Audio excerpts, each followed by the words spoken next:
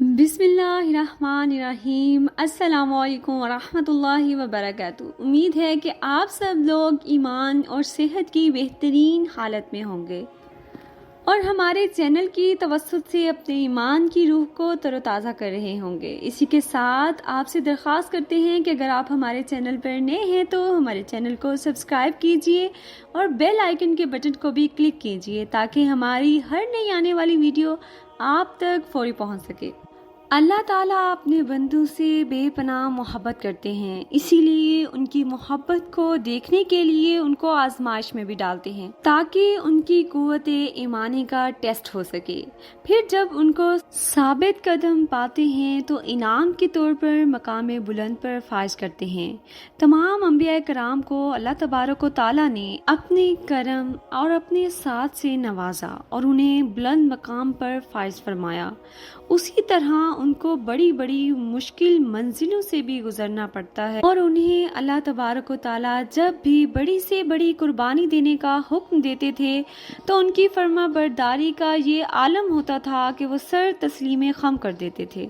انبیاء کرام کی بندگی کا یہ عالم ہوتا تھا کہ انہوں نے اپنی پوری زندگی اور اس میں موجود تمام تر نعمتیں سب کچھ اللہ کی راہ میں وقف کر دیتے تھے، حتیٰ کہ اپنی اولاد کو بھی پیارا نہ کرتے تھے۔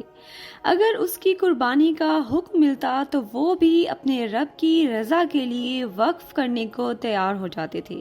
تمام انبیاء کرام اللہ کی بندگی میں بے مثال تھے، مگر آج کی اس ویڈیو میں ہم حضرت ابراہیم علیہ السلام کی داستان محبت جو کہ بہت ہی دلچسپ اور قابل رشک ہے اس کے بارے میں بتائیں گے۔ حضرت ابراہیم علیہ السلام کے پاس اولاد نہیں تھی، چنانچہ اسی لیے انہوں نے حضرت سارہ علیہ السلام کے بعد حضرت حاجرہ علیہ السلام کے ساتھ نکاح فرمایا اور وہ اللہ سے ہر وقت اولاد کے لیے دعا گو رہتے، جس کا قرآن پاک میں یوں ارشاد ہے کہ اے میرے پروردگار مجھے نیک بیٹا عطا فرما۔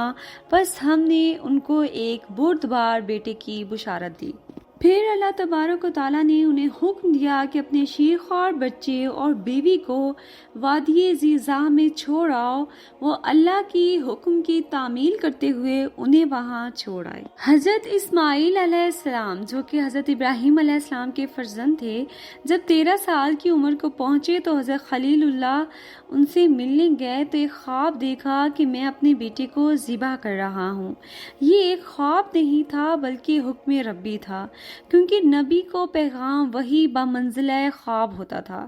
ہمارے خوابوں میں تو وسوسے، الجھنے، عکس کا عالم ہوتا ہے، جبکہ کچھ خواب اچھے بھی ہوتے ہیں، جبکہ نبی کا خواب محض خیر پر مشتمل ہوتا ہے اور شیطان کے وسوسوں کا نتیجہ نہیں ہوتا۔ یہ خواب دراصل اللہ کی جانب سے نبی کو القلا کی گئی بات ہوتی ہے۔ حضرت ابراہیم علیہ السلام نے جو خواب دیکھا تھا اس کو پورا کرنا کوئی آسان کام نہ تھا۔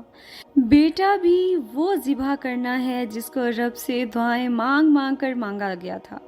آپ صبح اٹھتے ہیں اور اللہ کے حکم کی تکمیل کے لیے اپنی بیوی سے کہا کہ فرزند کو تیار کر دو، دوست کے ہاں دعوت پہ جانا ہے۔ چونکہ حضرت ابراہیم علیہ السلام کو تو اللہ نے خلیل اللہ کا لقب دیا تھا۔ خلیل کا مطلب دوست ہوتا ہے اور خلیل اللہ کا مطلب اللہ کا دوست۔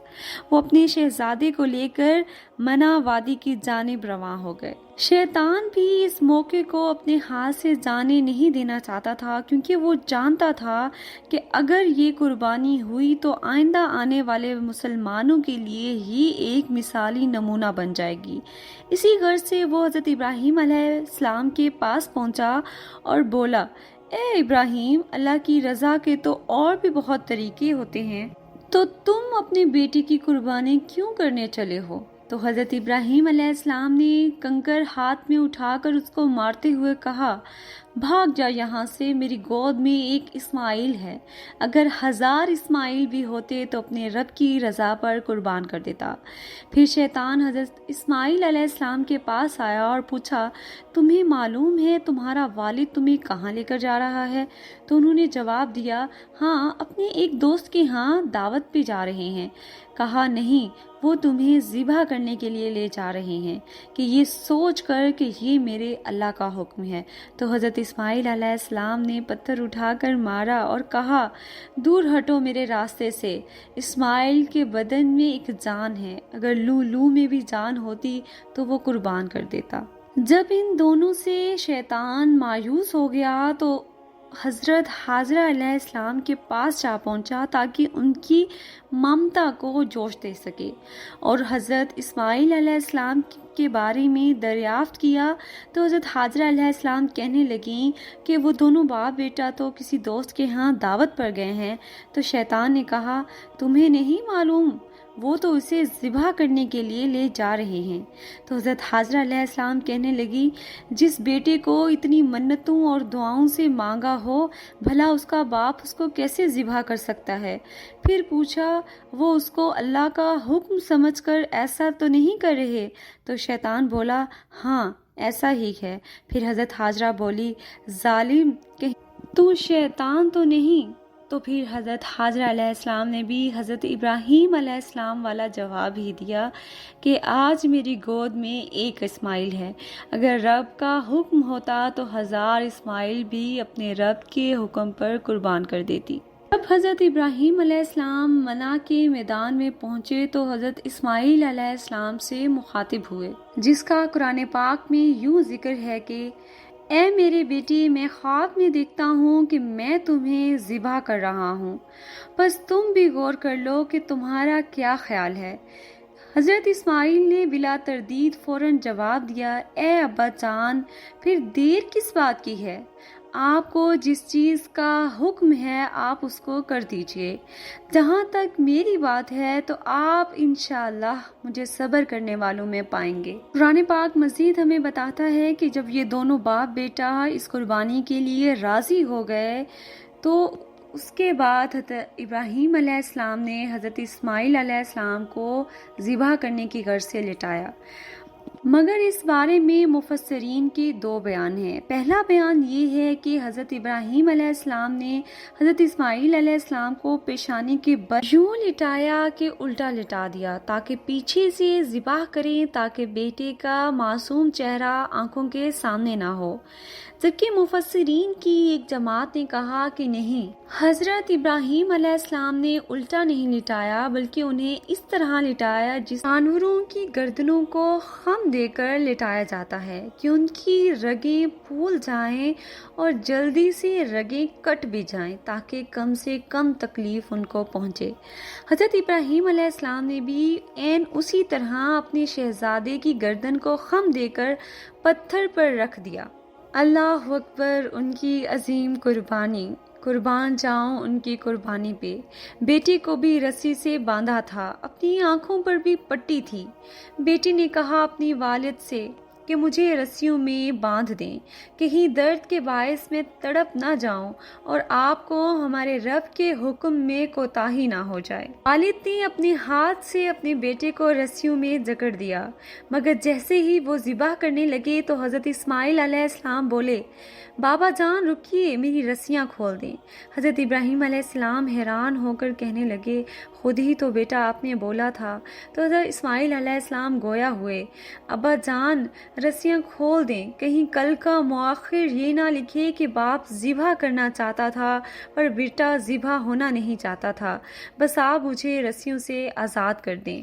باپ بیٹے کی یہ گفتگو سن کر منا وادی کے بلند و بالا پہاڑ پگھلنے لگے، عرش کانپنے لگا، سورج یہ منزل دیکھ نہ پا رہا تھا، آسمان سے فرشتے منہ حیرت ہیں اور ان کو تک رہے ہیں اور کہہ رہے ہیں کہ قیامت آنے والی ہے کیا؟ تو خداوند نے کہا، دیکھو، جب میں نے انسان کو زمین پر خلیفہ بنایا تھا تو تم سب نے کہا تھا یہ تو زمین پر فساد برپا کریں گے۔ اب میری بندگی اور میرے بندے کی مجھ سے محبت کو تو دیکھو۔ حضرت ابراہیم علیہ السلام نے پوری ہمت کے ساتھ چھری حضرت اسماعیل علیہ السلام کی گردن پر رکھ دی، مگر اللہ کی کرنی یہ ہوئی کہ حضرت اسماعیل علیہ السلام کا بال بھی باکھا نہ ہوا اور وہ چھری زمین میں دھنس گئی۔ حضرت ابراہیم علیہ السلام چھری کو دیکھنے لگے تو ندا آئی، خلیل کاٹنے کا کہتا ہے اور رب جلیل کہتا ہے خبردار اقبال بھی کاٹا دو۔ رب کا حکم ہے جو چھری نے حضرت اسماعیل علیہ السلام کا بال بھی باکھا نہ کیا۔ یہ تیرا رب ہے جس نے تجھے آگ سے زندہ نکالا تھا اور چھری سے تیرے بیٹے کو زندہ بچا لیا۔ حضرت ابراہیم علیہ السلام کو لگا کہ اللہ نے میری حالت پر رحم کھایا ہے، شاید اسی لیے یہ چھری اب اپنا کام نہیں کر رہی۔ انہوں نے پھر چھری تیز کی اور چھری کی نوک حضرت اسماعیل علیہ السلام کے گلے مبارک پر رکھ دی اور اپنا پورا زور لگا دیا۔ چھری گلے کے اندر گئی اور خون بہہ نکلا تو جلدی سے آنکھوں سے پٹی کھولی تو دیکھا یہاں تو منظر ہی بدلا پڑا ہے۔ بیٹا سمجھ کر جس کو ذبح کیا تھا وہ تو بیٹا ہی نہیں، دراصل ایک دمبا تھا، اور حضرت اسماعیل علیہ السلام پاس کھڑے مسکرا رہے تھے۔ بے ساختہ ان کی زبان سے نکلا اللہ اکبر، تو حضرت اسماعیل علیہ السلام بولے لا الہ الا اللہ واللہ اکبر، اور ان کے پاس کھڑے جبرائیل امین بولے اللہ اکبر وللہ الحمد۔ قرآن پاک میں اس واقعے کے بارے میں یوں ہے کہ اے مخاطب، اس واقعے کا عالم نہ پوچھ جب ہم نے ندا دی جس سے پہاڑ کی یہ وادی گونجنے لگی۔ اے ابراہیم، تو نے واقعی اپنا خواب پورا کر دکھایا، ہم نیکوکاروں کو یوں ہی جزا دیتے ہیں۔ آج اسی منسک پر اسی منع کے پہاڑوں میں 40 لاکھ حجاج کرام اپنی قربانیاں پیش کرتے ہیں۔ ہر کوئی اپنی استطاعت کے مطابق اللہ کی راہ میں جانوروں کی قربانیاں پیش کر رہا ہوتا ہے، حتیٰ کہ پوری دنیا کے مسلمان ہی اس سنت ابراہیمی کو جاری رکھتے ہوئے اپنے جانور اللہ کی راہ میں قربان کر رہے ہوتے ہیں۔ اسی کے ساتھ یہ دعا گو ہوں کہ اللہ ہم سب کو بھی اپنا اتنا فرما بردار اور اطاعت گزار بنائے اور ہم سب کی جانب سے پیش کی جانے والی 10 ذی الحجہ کی قربانیوں کو قبول فرمائے۔ آمین ثم آمین۔ ملیں گے ایک نئی ویڈیو کے ساتھ، تب تک کے لیے اللہ حافظ۔